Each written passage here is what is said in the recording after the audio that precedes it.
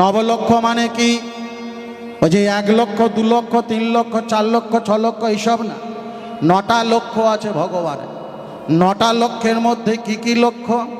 একটি লক্ষ্য হলো জগৎ পরিচালন করা, একটি লক্ষ্য হলো ভক্তদের কেমনভাবে বাঁচিয়ে রাখা, 2টো লক্ষণ হলো ভক্ত কিভাবে পৃথিবীতে স্থির হবে, 4র্থ লক্ষণ হলো ভগবানের আহার নিদ্রা কতটা, 5ম লক্ষ্য হলো ভগবানের গৃহস্থের মধ্যে থেকে আমাকে কত ডাকে, 6ম লক্ষ্য হলো ভগবানের উদ্দেশ্যে যা কিছু দিয়েছি কত টাকা কাজে লাগিয়েছে, 8ম লক্ষ্য হলো পৃথিবীতে তুমি যা পেয়েছো আমাকে কতটা দিয়েছো, 9ম লক্ষ্য হলো গাভীরতা।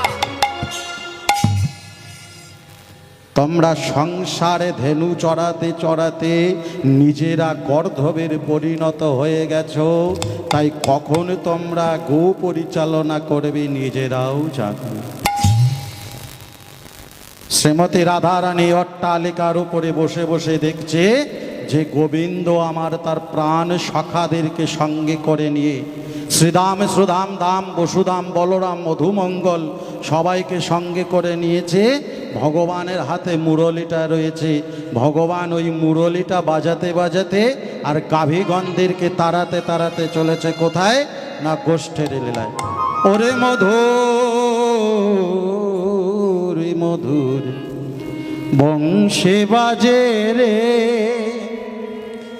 ওই দেখো মধুর মধুর বংশী বাজে রে,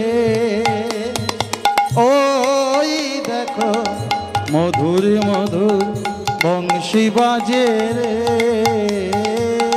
মধুর মধুর বংশী বাজি রে, ওই দেখো মধুর মধুর বংশী বাজি রে।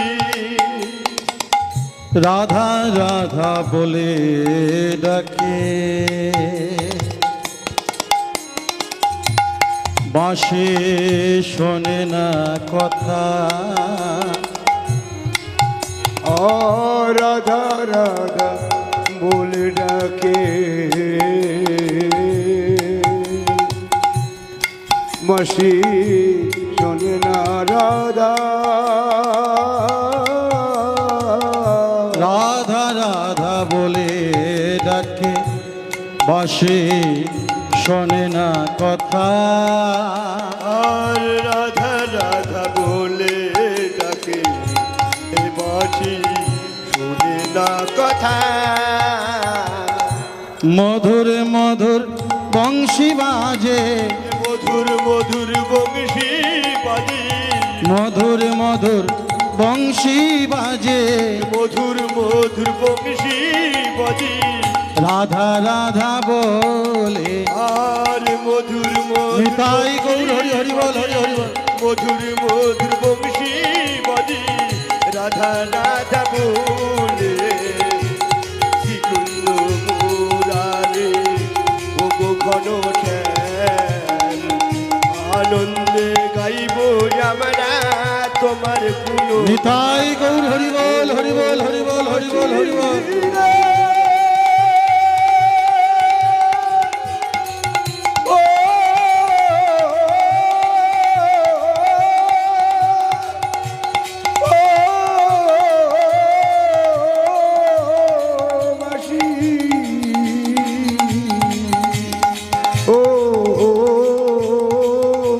আস্তে আস্তে ও মা, তাহলে ভগবানের হাতে যে মুরলিটা রয়েছে, ভগবানের যেই না বাঁশিতে ফুঁ দেয়, আর প্রত্যেকটা ফুঁ কি বলছো মা, কি বলছে পদকর্তা কি বলে গেল? রাধা রাধা রাধা রাধা বলে ডাকছে বাঁশিটা। আর রাধারানী তো শ্রীমতী রাধারানী অট্টালিকার উপরে বসে রয়েছে, অট্টালিকার উপরে বসে বসে দেখছে যে গোবিন্দের হাতের মুরলি শুধু কেবলমাত্র আমার নাম করে ডাকছে, কিন্তু কিচ্ছু করার নেই, কিচ্ছু করার নেই তো। কারণ সে যদি জানে যে আমি গোবিন্দের কাছে যাব তাহলে যেতে পারবে না।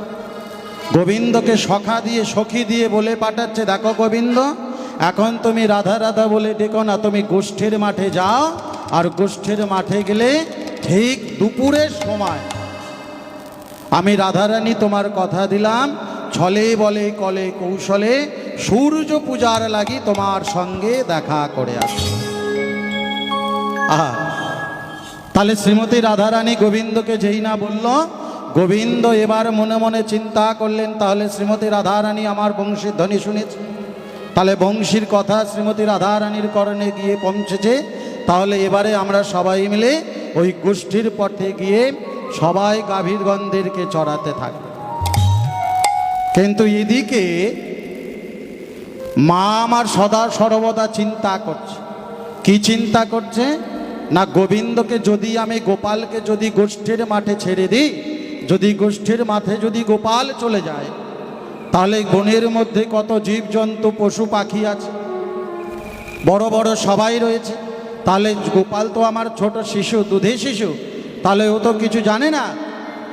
গোপাল মনে মনে চিন্তা করছে, মাগো তুমি যাদের লাগি এত কথা আনিছ মনে, সবাই কিন্তু আমার দেহ চরাচর অন্তরে, সবাই আমার দেহ চরাচর অন্তরে। তুমি যাদের কথা ভাবছো, বনের বাঘ সিংহ পশু পাখি যাদের কথা ভাবছো, তারা সবাই আমার এই মন চরাচর অন্তরে।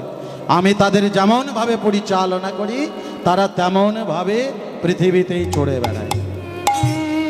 তাহলে 5 বছরের বালক গোপাল, ছোট্ট গোপাল কোন মা ছাড়বে? কোনো মা ছাড়তে চায় যে আমার গোপাল চলে যাক মাঠে?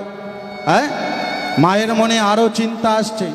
ওই যে গোঠের মাঠে যেতে যেতে ওই যে কালীয় দহ, এই কালিয়ে দহর উপর থেকে পাশে হেঁটে যাওয়ার থেকে দহের উপরে যদি কোনো পক্ষী ভাসিয়া যায়, সেই পাখি বিষাগ নিতে জলে ডুবিয়া খায়।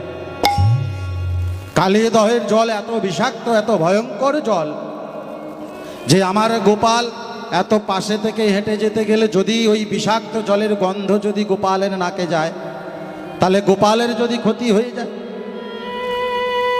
আরো অনেক বড় ক্ষতি, আমি তাহলে গোপাল হারা হয়ে যাব, মাতৃহারা হয়ে যাব।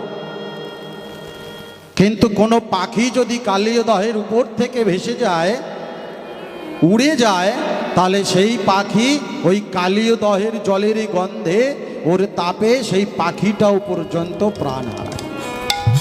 এই চিন্তা মনে মনে মা করছে। আর গোপাল মনে মনে মায়ের কোলে বসে বসে শুধু ভাবছে যে কখন আমার সখা সখীগণ আসবে, আমার সঙ্গে করে নিয়ে এই 9 লক্ষ ধেনুদেরকে সাথে করে গোঠের মাঠে চলে যাবে। গোপালের মনে একই চিন্তা। কিন্তু গোপালকে যে পাঠাবে মা, মায়ের মনে যে সংকোচ, মা যে কাঁদছে, গোপাল মনে মনে চিন্তা করছে, মা তুমি কেঁদো না, আমার জন্যে সমগ্র জগৎ কাঁদে, আর তুমি আমার পালর মাতা, তুমি যদি কাঁদো তাহলে পৃথিবীতে আমার মতন 9 লক্ষ গোপাল আছে, সবার মা কাঁদবে, কিন্তু তখন কোথায় যাবে? এমন সময় শ্রীদাম গিয়েছে। শ্রীদাম গিয়ে মাকে বলছো, মা অনেক বেলা হয়ে গেল, সূর্য মাথার উপরে চলে এলো, কিন্তু গোপালকে তো গোঠের মাঠে পাঠাতে হবে, গোপালকে তো ছাড়তে হবে। মা বলছে, দেখো খোকা, ওই গোঠের মাঠে আমি আমার গোপালকে পাঠাবো না। কেন? কিসের জন্যে? না, আমার এই ভয়গুলো লাগে। কি ভয়? সমস্ত যা কিছু আমি স্বপ্নে দেখেছি তা সমগ্র ভয় আমার লাগে। না, ভয় পেও। যশোমতী মায়া আমার কাঁদিছে কেন গো?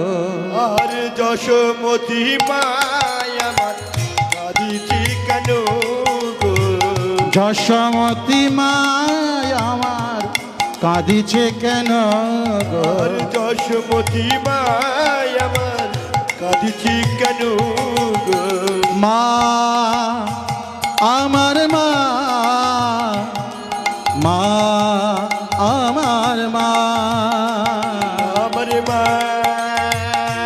আমার মা, আমার মা, আমার মা। ও মা, তুমি কেঁদো না, কাঁদার কিছু নেই গো মা। তুমি যে উদ্দেশ্যে কাঁদছো সেই উদ্দেশ্যটা সম্পূর্ণ মিথ্যা, তাই তুমি কেঁদো না। মা আমার মা, মা আমার আমার মা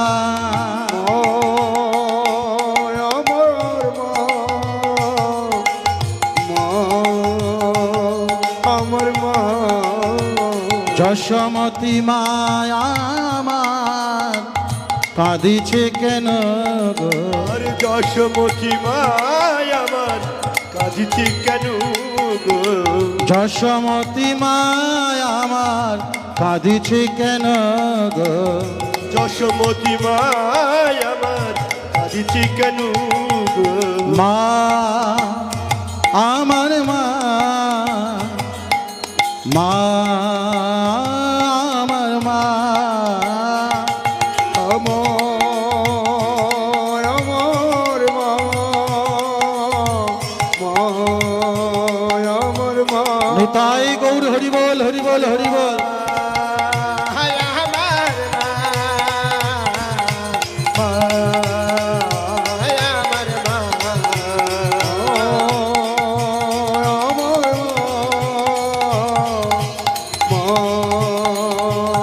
আমার